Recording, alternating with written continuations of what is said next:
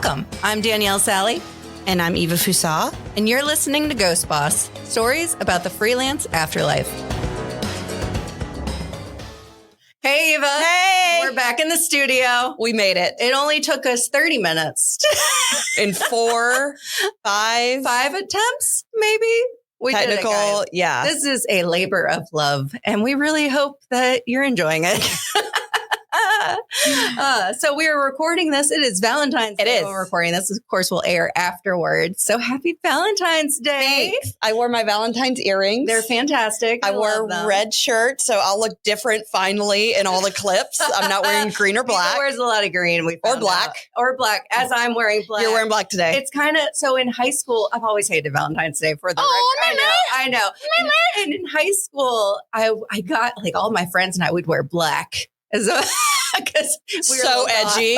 So edgy and email. You really disrupted consumerism. Oh, so much. With your styling choices. I don't think I realize it, but I think subconsciously now I just always wear black on Valentine's Day. But I do also just wear black a lot because it looks great. Okay. So that's a thing. Okay. We're in our 30s. Well, you're in your 30s. I'm 40. But it's okay. Well, sometimes we got to, I was listening to the Deftones on my way here. I can't shade too much. Oh my goodness. I did get a fantastic Valentine's Day gift from my husband. So why are you wearing black if you got a gift this morning? Because I just like black. But this is going to sound funny, but I'm sharing the story because it's on brand with being a graphic designer. Have you heard of Sticker Mule? No. Okay, so it is I can put together what it is. Is the sticker company? Probably sticker company. Yeah. You've probably seen it plenty of times. Sure. And I ordered some stickers from them recently. Yeah. And they sent it to me, but they sent it to me with a bottle of hot sauce. It's called Mule Sauce. Eva, normally people send promotional stuff like that, and it's like, okay, great. I tried this stuff. Eva, it was so good. I've been putting it on literally everything. It's the right amount of sweet, right amount of heat. So much so I was running low. My husband found it. That's what he got me for. Okay, that's actually sweet. It's very sweet. It's very sweet. So I posted it on my work Instagram because it's industry related. Yeah. But it was just funny. I love it. And so everyone, please, this is not an ad. Go get some mule sauce. It is good. All right. So today we're re-recording what we were going to record for the last week. Did you get me a bunch of questions for Valentine's Day? Is that what you got me? I should have, right? No, that's what you did, right? We're going to talk. We're going to ask you a bunch of questions. I'm going to give you a bunch of questions. Yeah. We're going to talk about working differences. Yes. Because we had posted a reel on our Instagram about how you use millions and millions of tabs. So many. And in the episode, if you listened, I also have a lot of tabs, but I color code and organize them. Who has time for this? I don't have time to have millions of tabs. So what I thought about, it'd be really cool if I just rapid fire. Yes. Different kind of working situations for you. Yes. And you tell me how you work, and I'll share if it's on par with how I work or what I think's going to happen. Very different. And although we've already recorded this once, typically I forget everything. Well, I read the notes right before we record. I did not read the notes. So there we go. On purpose so that you can get because I have a feeling I've got some good face to give today over this. So awesome. All right, let's go. All right. So we've talked about browser tabs. We know where you stand on that. Yes. But let's get into your inbox. Oh, what does that look? Now, I am a big fan of Inbox Zero. Ugh. Which, again, I would argue that I would assume most people. No, you can argue. This can argue. We can argue. You were either in for this or you're not. But I would assume most people are not taking the time to get down the inbox. Oh, Zero. I thought you were going to say, I assume most people are like me. And I was going to say, no, they are not. Well, no, not like me, you. Well, I think assuming you are not Inbox Zero. We are opposite sides of the same spectrum here. Yeah, I think most people probably fall somewhere in the middle. Yeah, sure. I've seen a lot of people who have folders, and so maybe it's not Inbox Zero, but they do file stuff away under a client name or whatever. Yeah, I do it kind of the lazy way, but it's effective for me where I have folders by year and by month. What's the point. Because then it clears out my inbox so I can truly focus on what's coming in and then leave anything in my inbox that I know needs like high attention. That's why I use no filters. Okay. Everything's just for all. It's a free. I'm going to have to search for it one way or another. Well, yes, I usually use the search anyway if I need to refer back. But that's why I'm like, it might as well not be in my inbox because I'm just going to search. No, it'll just be there. And I mean, I do try to delete junk mail as I go. Oh, yeah, for sure. I mean, that's like delete. But no. So I tried I don't know, like a year ago, I was looking for a new email client, like the app or whatever.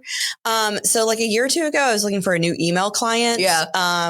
And somebody suggested Superhero. I'm not looking for a sponsor out of Superhero here because I didn't use it very long. Yeah. It's a really great email client, but the whole thing is Inbox Zero. Sure. And it makes you sit down and do that from the beginning. Yeah. And so I was like, I'm out. I'm done. Like it is such like, you have to pay for it. It's not a lot, but you have to pay for it. And they have like customer service people that call you and like help you like really maximize how to use this tool. I think that's great. But step one was get to Inbox Zero. And I was like, no. And if you're not an Inbox Zero person, no. Yeah. I think you are or you're not. There's probably 30,000 emails in my inbox. Yeah. They're red. Yeah. Well, okay. So you say they're red. That actually brings me to your next point. All right. What we got? Which is, how are you with notifications? So I don't like notifications. However, I do accept them as part of my work process through the week. Sure. So my goal is to clear my notifications by Friday afternoon. Yeah. Okay, cool. So I leave, if I need to do something in my inbox, I'll read it and then turn it as unread, mark it as unread. That's why I think I texted you last night about something or night before last. I was like, can you please email me this? Because I can't unread my text. And that's why I forgot to do your thing. But I do try to clear everything out by Friday. So I accept it as part of like things to do. I am not. If I see someone like post a screenshot with like 20,000. No. Nope. All right. So we are similar when it comes to notifications. Can't do that. Well, because like at that point, like, how do you know what's important? How do you know what's not important? And I've turned a lot of notifications off on my phone. I've thought about it, to be honest with you. It made a huge difference in my stress levels, my anxiety. Yeah. The day that I decided that I'm turning off notifications for my emails, and I never did the whole like getting a preview. I don't know how people do that, but just seeing that little badge icon on my phone, I turned that off. I don't know that I can turn it off. It is freeing. I do. The problem is I still check it like throughout the day. But it's not like, my problem is as soon as I see that notification, I am the type that I have to check it right then. And in most cases, like, did I need to check it right then? No, it's not that urgent. If it was something urgent, they're going to call or text me. So for me, if I saw that I had 32, like let's say when I got here, which I think is what I had because I had a meeting right before this. So I've not really gotten a chance to like get into my email yet today. And then when I get out, if I see I have 44, am I really going to remember that I had 32 and then I had 4? Like to me, the number doesn't mean anything.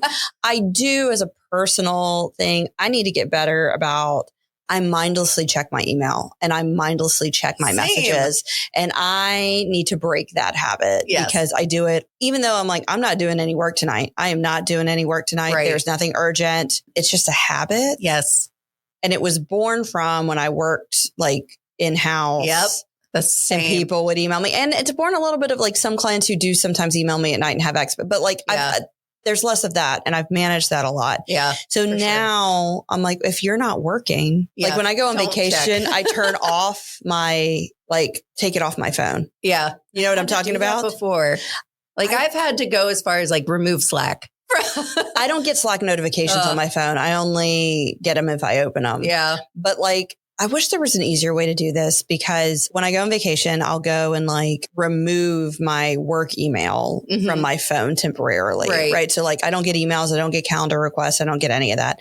But the problem is like it pulls it all out. And then when you have to add it, it's got to repopulate everything. There's this big lag, and I just want to mute it. I don't want to take it away. Yeah. Mute the email. So I wish I could do that and like set it kind of like the do not disturb. Yep. I tried to set up do not disturb for the evenings and like categorize people like who I can hear from and who I can't. But then like so many people like you, for example, you bridge into all parts of my life. Right. Like it might be work. It might be volunteer work. It might be the podcast. It might be personal stuff, but you might just be texting about.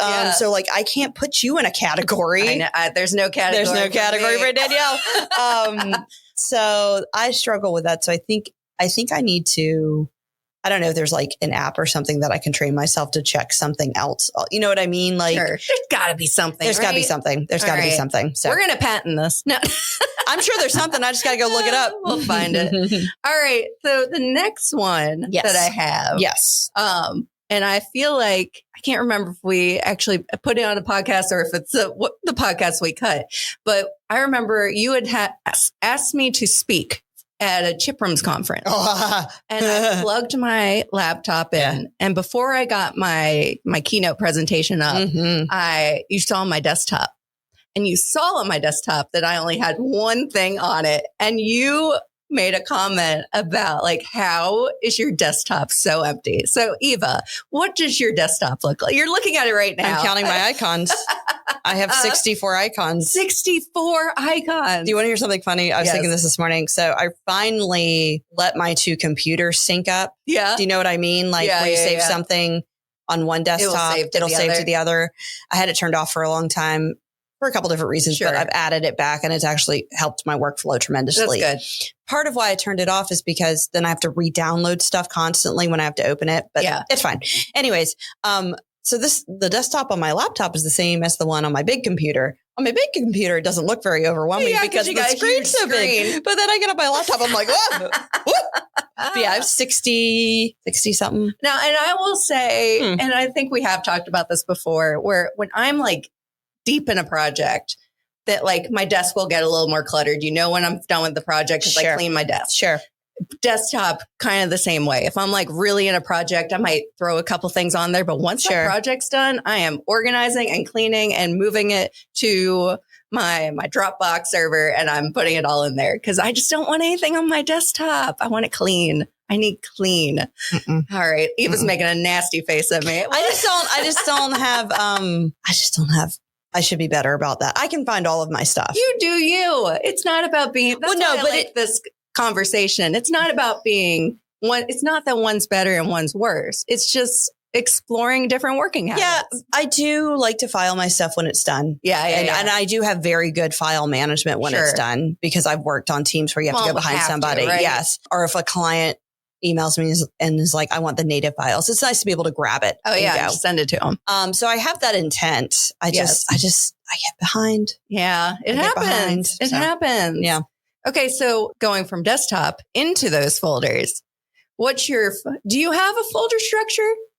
And let me tell you, because I say this, every single project that I work on, and part of this is probably working from an agency, right? Where you have like a ton of people that have to go in your folders and like might have to jump into a project. And it's in my brain now, but I probably would have done it anyway because that's how I'm wired.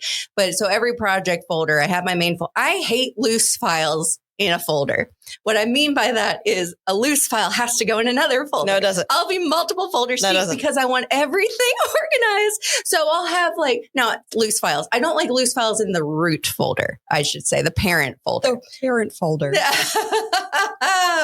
So I will have like roughs and I'll have proofs and I'll have final. And final, design working folder, all art assets, things like that. And I make sure they're all, because I've been in some project folders. Oh, yeah. And I can't find anything. So I have standard file naming structures. Yeah, sure. And that's helpful, especially when you're doing a search. Yeah. And I actually picked that up from somebody who worked at an agency who was my boss a very long time ago. So I have very specific file naming structures. Yes. But when I am in progress, no, it all goes. Yeah. Well, if it's not on my desktop, it goes into a folder called working files. Do you have a folder on your desktop called working files? No, but let's see what they're called. Desktops, which is where I just pulled a bunch of junk from both desktops and stuck it in there. I love it. Client work in progress. See, you do. I do, but there's a lot in there. Color palettes. Okay. All my client color palettes are saved out. Yeah. And then I have a personal folder, and then I have a business folder, and then everything else is like rotating. But no, there's just working files. I do try to name, especially if I know somebody's going to come after me. Yeah, I try harder. Well, no, working files is fine because that's just what I'm working on. But the thing, like, I do try to save it as like client name _ gradient 1 or gradient 4 or whatever. I gotcha. So I do try to do that. I try not to let anything be like, you will never find a file on my computer called document 1. Oh, no. Or project 1. No. I don't know how people. That's psychotic behavior. Yes, it is. Throw that out there. Yes, it is. You will not find an image one on mine unless I pulled it down from somewhere. Like from your iPhone, and then. Oh no! So I usually rename those too. I rename them. If that turns into an asset, that like if it's something I'm going to drop on social real fast, I might not. Sure. But if it's something that I'm going to put in an art asset, then I'm going to rename the file. Yeah. It's not going to be image 1, 2, 3, 4, 5. Yeah, I typically, so when you buy stock, if I'm just placing it. This is a good one. Yep. If I'm just placing it. Yes. Then I don't need to edit it. I'm just dropping it in. Yeah. I don't always change the name because it's a step that I don't feel like I need. Sometimes what I've done is, so let's say it's Shutterstock or something like that. It's usually Shutterstock and a bunch of numbers. Sometimes what I'll do, if it's something that I know I'm going to use in a project and I'm going to use a lot, I might put something at the start of the file name, but then do _ and keep the original file name. That way, if I have to go back to Shutterstock and search that code, I can easily find it if I forgot to put in like a library or something like that. But I do sometimes do that. But yeah, to your point, a lot of times stock photos, I might just leave it. I just leave it unless they have a unique file name. They do. And now, unless it's I worked on a book that was 160 pages long. And so I was renaming everything. Yeah. Now something like that, you have to rename, right? Like by section. Because you're not going to look up Shutterstock numbers. No, you're not. But if it's just a flyer with 3 or 4 pictures on it, I don't do that. Now, if I have to pull it into Photoshop and do any work on it, yes, it gets renamed. Okay. So Photoshop, I'm going to switch over to this one. Here we go. Layers. Yes. Named? Yes. Or not named? Named. Thank you. If they're unnamed, it's just because I've just put it in and I'm like slamming through it. Yes. The only time I think I don't name layers is I do a lot of social media. Like I do a lot of social media posts for newsletters for clients. And so I take a screenshot of the newsletter and put it like on a phone or an iPad for the little mock-up for social media. It's just more engaging than a screenshot. Yeah. Those little mock-ups, the file name is correct. It's, you know, the client name _ newsletter social _ the date, but you know, you have to go into the .psb, the pasteboard file to drop in the screenshot. I do not always name those layers because who cares, right? Yeah. Like I'm not moving it around. You don't need to see what it is. Yeah.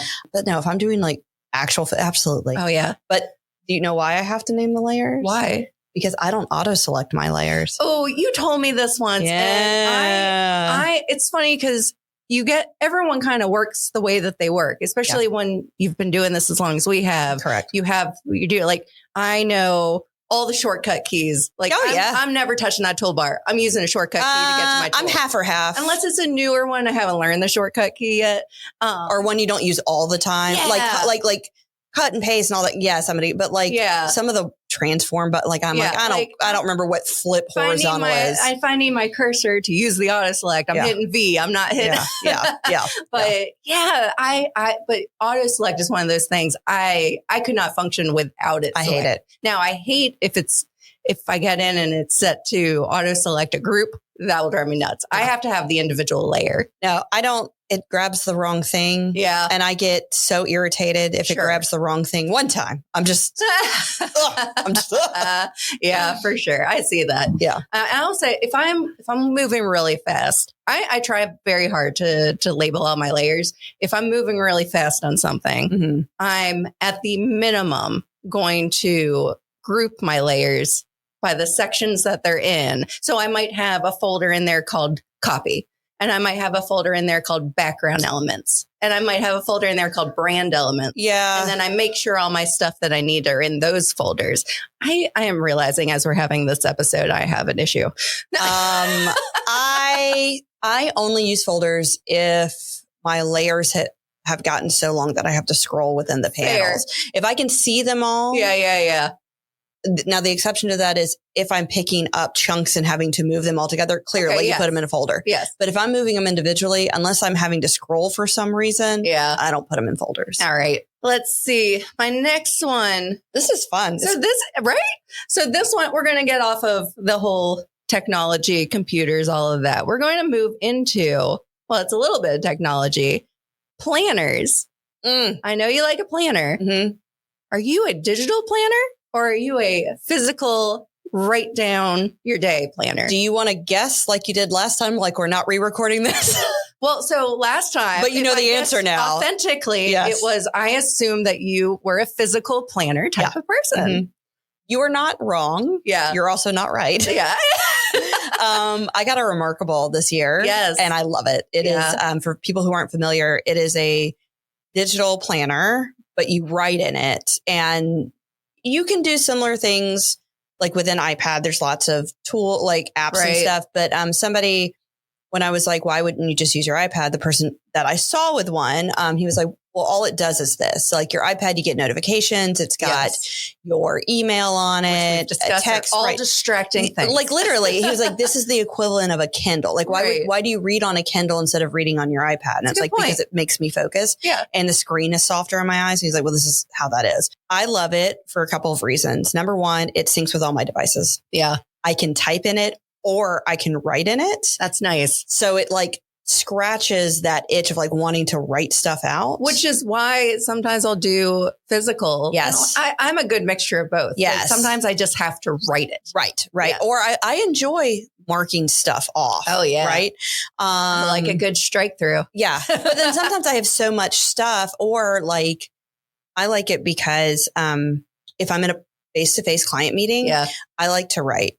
I don't have any problem personally with people who bring a computer and type or bring like an iPad and type, but I don't like that over a coffee meeting. Way. I don't like to do that. That's a great point too. Like if I'm in a meeting, unless I have to have something on my computer to show the client. If you already have the computer out, that's a different ballgame. I've been in so many meetings. We had a conference table. Every single one of us had a laptop that's out. Different. And I didn't like doing that. Yeah. Because I feel like you would catch people, right? You know, they're on Slack, you know, they're typing. They're like, there's no notes being taken by that person. Or like, you know, they're doing something else during the meeting. Yeah. And I like to come just with my notebook, my pen. Yeah. I might bring my laptop and open it if I have to show something. Sure. But I'm with you. If I'm in a meeting, I'd rather be actually writing. You might need a Remarkable. I might need a Remarkable. Because what's cool is like, you can write it out. Yeah. Or like if I'm on a call, it's so much faster for me to type it. Oh, sure. Especially like if I'm doing a real like scope call. Yeah. And sometimes face to face, that makes sense too. But like an initial like meet a new client meeting, I really just want to be able to write in front of them and not like type. And so I like that I can have both of those things in one place. You can export everything as a PDF. That's nice. So you can pull your notes out and send it out. Yeah. You can copy and paste it and put it into an email. It's got folders. So I have folders. Yeah, I've got folders. I'll show you mine at the end of this. I've got folders for every client. I've got folders for my son. I've got a to-do list folder. I love it. And then I just like that it's accessible from anywhere. I have a grocery list folder in there. Man. And there's more. There's like, I can upload an Excel document in there and mark stuff off. Okay. You can mark up PDFs, anything like that. And then it has like, I don't know, 30 templates. So I do mock-ups, like artboard style sketches in there. Nice. I love it. This is not a Remarkable ad. It's not, but it should be. I love it. I do. And if like at me about my Remarkable, my son loves it. Like, cause he's like, he's real into tech, but, I don't know the last time that I got a piece of equipment that actively changed my workflow the way this has. That's a fascinating point. And I would have never thought, because like, I like tech. Don't get me wrong. Sure. I like tech, but I love it. I love shiny new toys. But I would not say I'm typically an early adopter. I wait for a couple versions to run through the marketplace. And then I'm usually kind of on the earlier end, but I'm not like, I need the first thing. Yeah. Right. Like I didn't get the iPhone 1, but I did get the 3. Right. I waited a little while before I got AirPods, right? I waited a long time before, because I kept getting on meetings and someone's AirPods weren't connecting. But then I caved. Well, and now they're great because they've worked out the bugs. Exactly. But anyways, I love my Remarkable. Every time, I'd say about a third of my meetings I have, somebody will say, what is that? And then I tell them about it and they're like, oh my God. I'm like, I love it. Yes. I think it's great. So both. I'm a both. I love it. So. All right. This one. Yeah. And that last time I asked this, I don't even know what you're going to ask. Actively changed the day that we record. So my question is favorite meeting day or days versus least favorite meeting days? My favorite meeting days are Tuesdays and Thursdays. Yes. Wednesdays come in second. Yep. Actually, you know what? No. If I had to put them in order. Yes. Let me rank. Rank the days. Top 5. Tuesday. Top 5. Tuesday, Wednesday, Thursday, Monday, Friday. Is that ordered from favorite to least favorite? Monday, Friday. All right. Yeah. So Friday's your least favorite.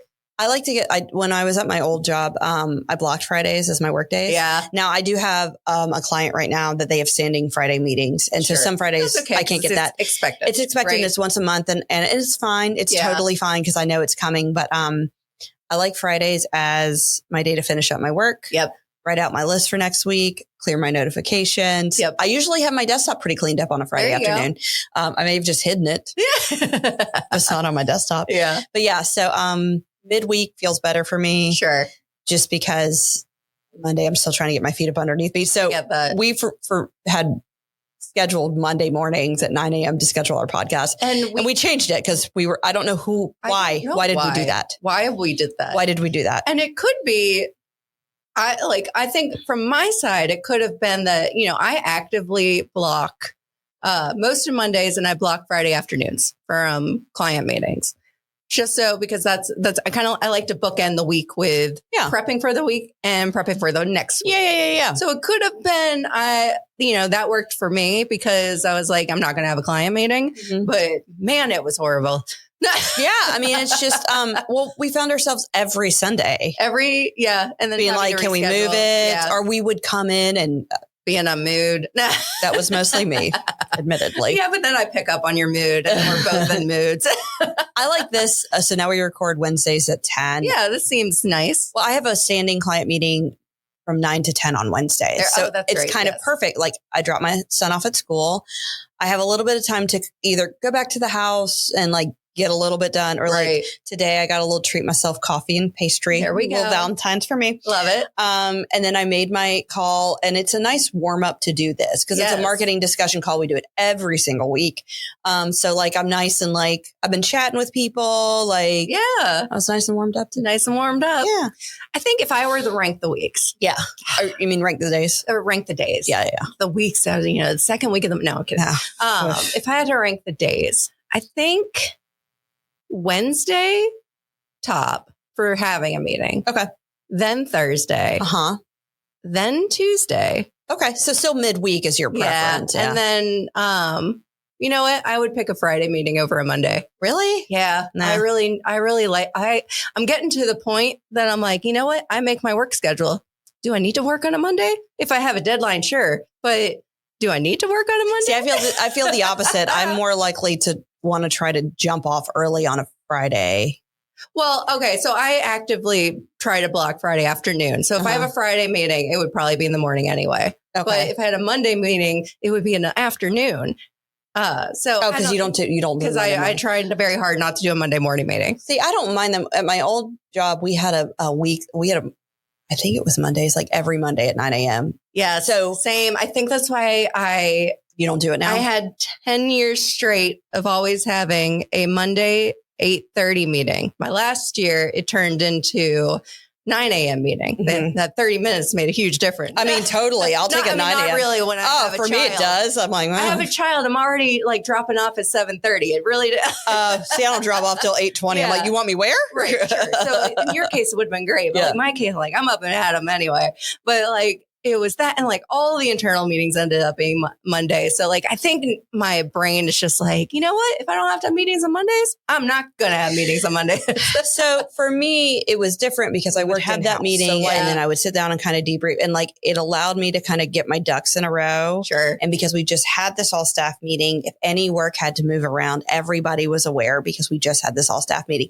It's a totally different ballgame because my clients don't talk to each other. Yeah. So there is no, they don't care. Exactly. They don't care that somebody came to me. That's right. Right. So it's just my workflow has changed because my work has changed. So I mean, it's fine. Yeah. It's fine. So we both, though, established midweek is best. But we will I'll take them anytime. Gratefully take your meetings on the bookends.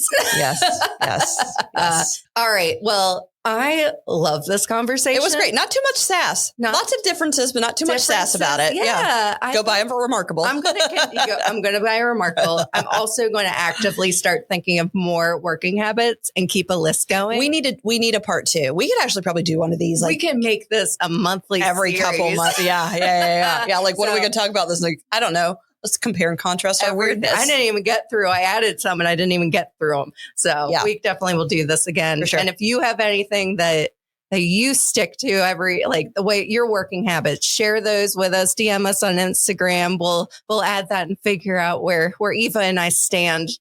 Probably on different sides. More than likely.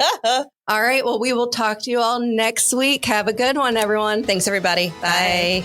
Remember to follow us on Instagram at Ghost Boss Podcast. And also please like and review us on your favorite podcast app.